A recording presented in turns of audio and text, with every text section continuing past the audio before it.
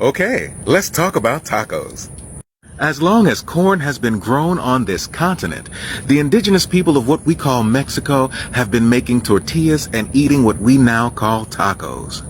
Long before the Spanish colonizers showed up with their diseases, the indigenous peoples of the Americas were making what we now call tortillas.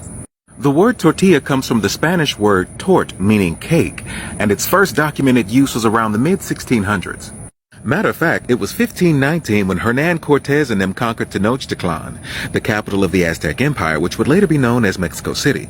And during that time, the conquistadors for the very first time saw this corn flatbread. In Nahuatl, it was called tlacaile. It was the Spanish colonizers that called them tortillas and spread the term worldwide. Then when they brought wheat over from Spain, they created the flour tortilla.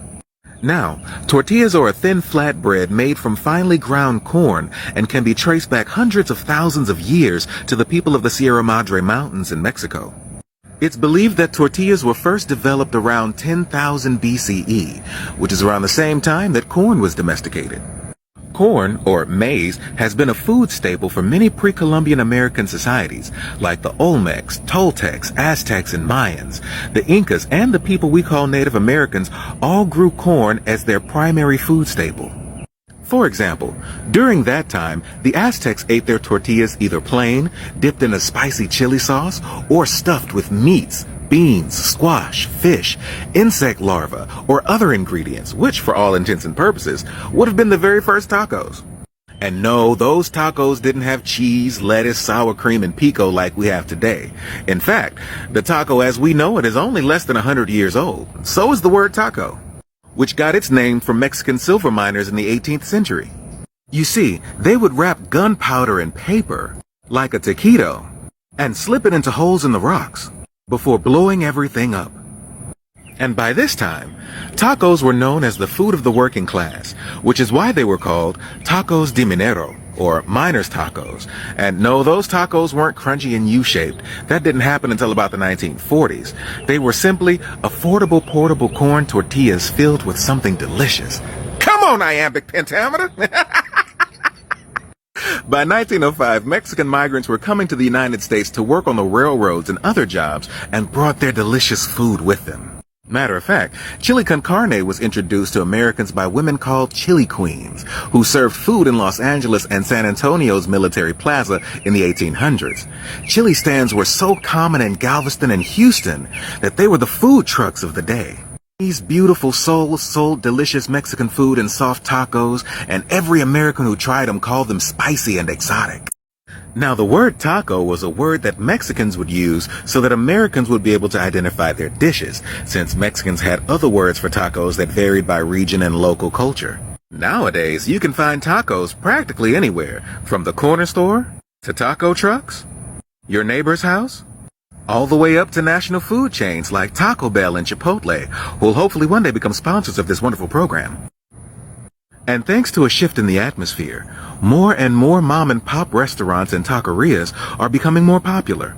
These restaurants provide authentic Mexican food, like birria tacos, tacos al pastor, de barbacoa, carnitas, menudo, pozole, arroz a la mexicana.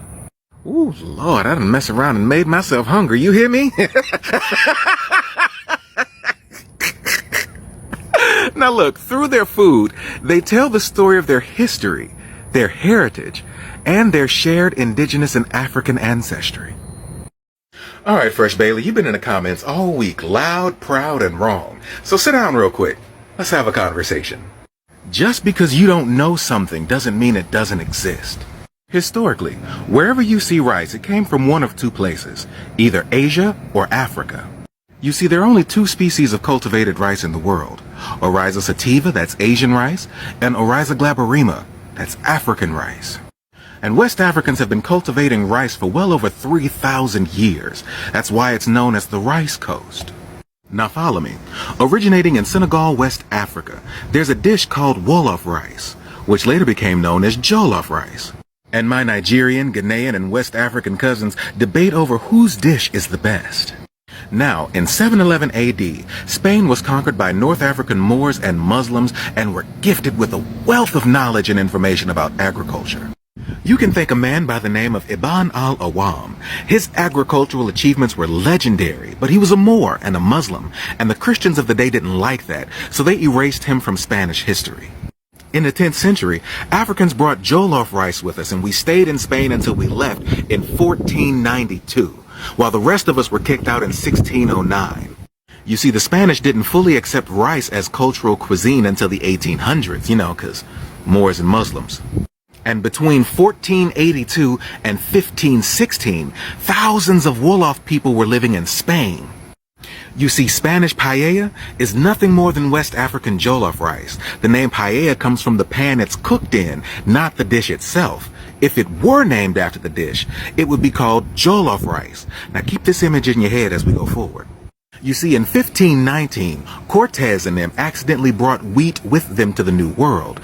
They found 3 grains of wheat under a shipment of rice. So why were the Spanish shipping rice to the New World? Well, to feed them and the free and enslaved Africans they brought with them. You see, these highly skilled and highly trained African rice farmers brought with them their knowledge of agriculture to the New World, specifically what will be now known as Mexico. Couple that with the indigenous genius knowledge of agriculture, and in 1559, they were exporting rice from Mexico to the New World.